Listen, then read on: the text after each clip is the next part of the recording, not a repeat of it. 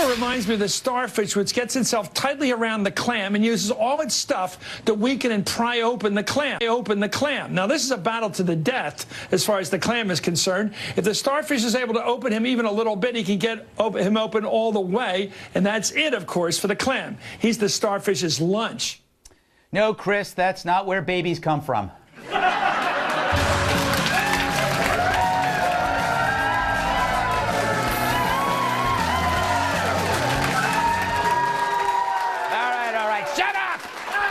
All right, you gotta hand it to Trump. It's never dull. Out with McMaster, in with Bolton. This Bolton, not this Bolton. It's a strong choice. When John's mustache enters the room, you know he's not far behind. It's a good joke. He's a friend to our allies and despises our enemies. I'm happy for him, but I'll also miss him. He was a frequent guest on my last show, Red Eye. So frequent a guest, we called him the president of Red Eye. He even delivered a State of the Show address. I'm happy to report that Red Eye host Greg Gutfeld has taken my advice to stop taking prescription pills before each show. I believe this course of action will help him finally to be able to correctly pronounce difficult words like Monte Teo, irreconcilable, and the.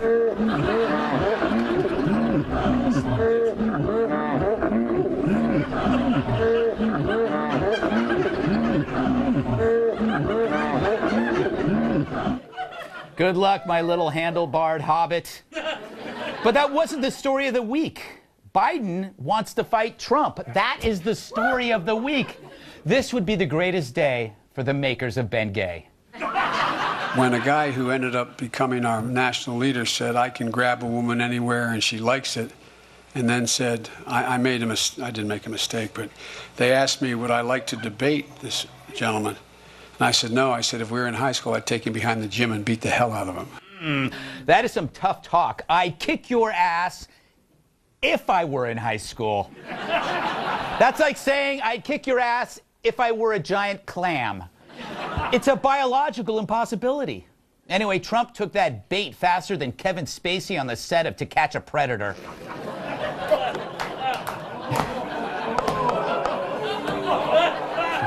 The original joke was worse. All right? Just remember that. Trump tweeting that Biden would go down hard and crying all the way. Now, Biden was speaking at a rally against sexual assault, urging responsibility, but that message was drowned because these two want to throw down. The former VP and the current president of the United States of America. Biden's 75, Trump is 71. Together, that's like 300 years. Two old guys fighting, shirtless. It'd be like watching two pieces of driftwood grappling in low tide. Or two tube socks packed with prunes tumbling in a dryer. But I'd watch it. I'd watch every second of it. Imagine the pay-per-view. Are you ready for an early bird brawl, a melee of the mature, a Geritol free-for-all, a fix-it-at fracas, and non-stop action with two men in traction? Then set your life alerts to stun because it's the Battle of the Really Old Guys 2020. With the combined age of 150 years, it's Joe the Curmudgeon Bludgeon Biden versus Donald Knuckle Sandwich Trump. It's a feud among fossils, a bout with potential for gout, an altercation featuring an omelet station. They were born before computers. They can remember when people rode horses, and they get colonoscopies regularly. Good for them because it's really important. You've never seen a rumble this slow. This senior scrap is 12 rounds of awkward sounds, a clumsy tussle requiring frequent bathroom breaks, and the first 100 people to arrive get a lifetime supply of butterscotch candy. So grab your Ensure and your most comfortable orthotics, because it's the Battle of the Really Old Guys 2020, featuring an undercard match between Liz Polk and Pocahontas Warren versus Brawl and Betsy DeVos.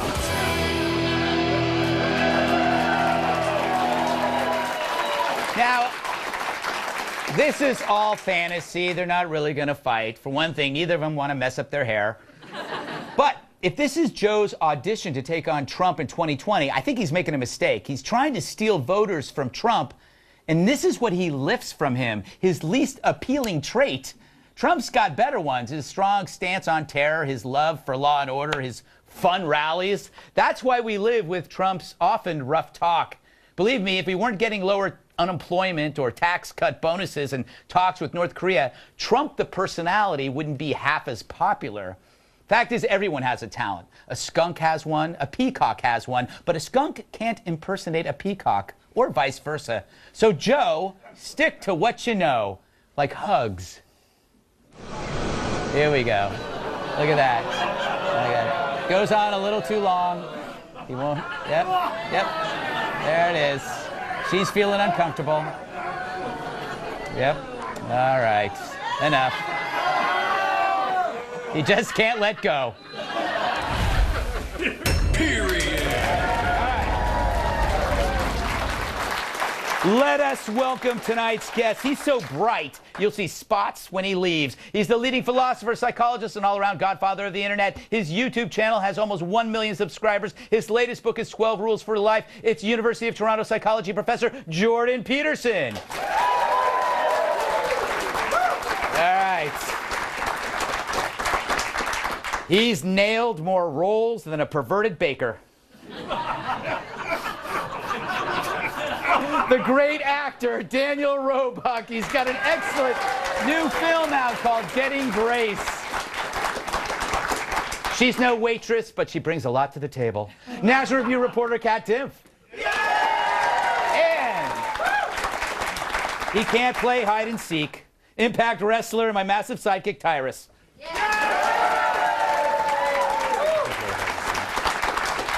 Dr. Peterson, you are a psychologist, a renowned psychologist. If you look at America as a patient, how would you diagnose it when you see how our political, all the political conflicts are going now? Split personality, obviously. Yes, definitely. Yeah. Tribal? Increasingly. Yeah. Yeah. I think that might be driven by the failure of the standard media, at least to some degree. Mm-hmm. You mean CNN? Yeah. Sure. You don't mean Fox News, do you? No, I definitely don't need Fox News.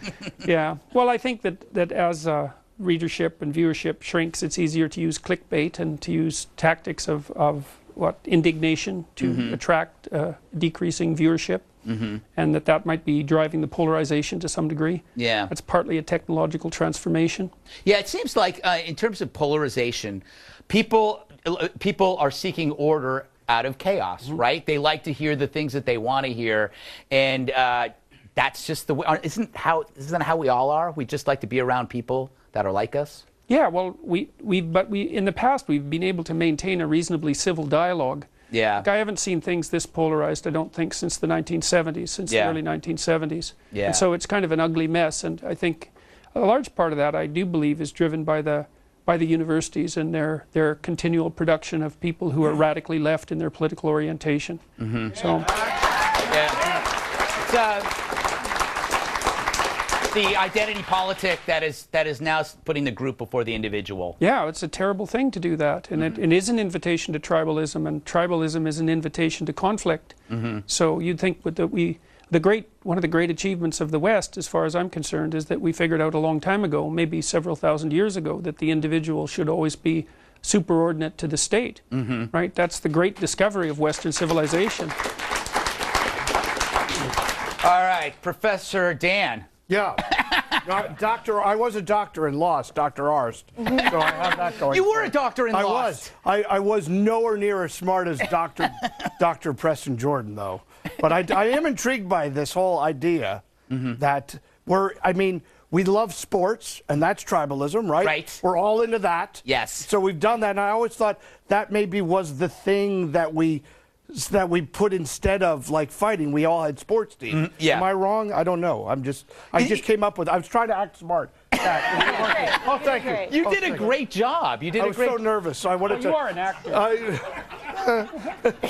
You're a fantastic well, with sports, actor. at least everybody plays by the same rules, right? So there's an overarching theme of cooperation. Right. We all. So know, that's a big deal, and we could get along tribally as long as we had an overarching system of cooperation, and at least in principle, that was respect for the individual. But now that in itself is under attack, and that's a very bad thing. Yeah.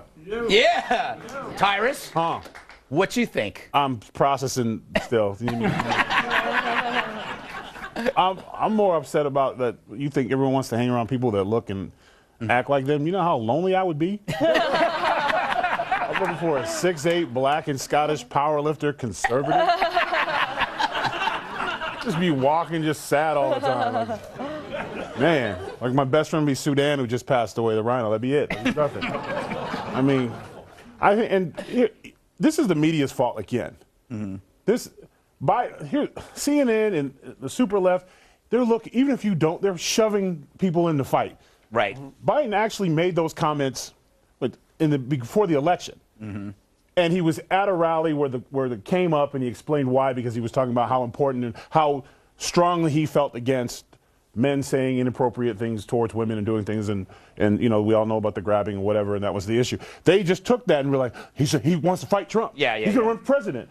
Biden's probably like, damn, I was just accepting some money at a rally, just making some, you know, they literally are just trying to push anybody into a fight with Trump.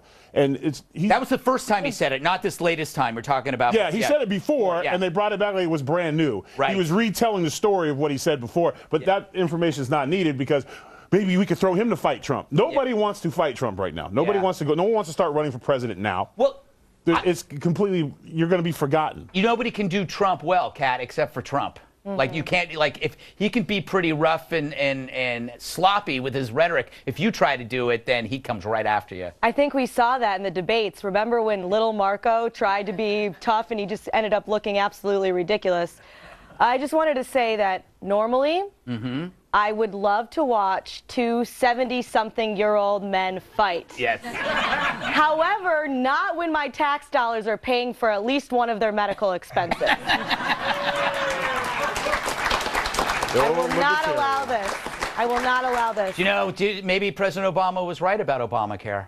Maybe he was just planning for this fight. But you think, so, like, would they fight by the Marcus of Queensberry rules? That's, you know, we're talking about, like, would they both be, okay, agree, with no punching of the face, we just, you know. This is a good point. We got to wrap it up. But you know what? This is progress. It's not a duel. Like, we've moved from duels to fists. But then, who's the dude that, what's the Hamilton? You could make a musical out of this. Aaron, like it is Hamilton, Aaron Burr, right? I don't know my history. All I know is that they rapped back then. According to the musical. Go to commercial. Stop. Go to commercial. Stop. Am I in trouble? All right. The Austin bomber, the Vegas shooter, the ISIS terrorist in France. What do they have in common besides sucking? That's next.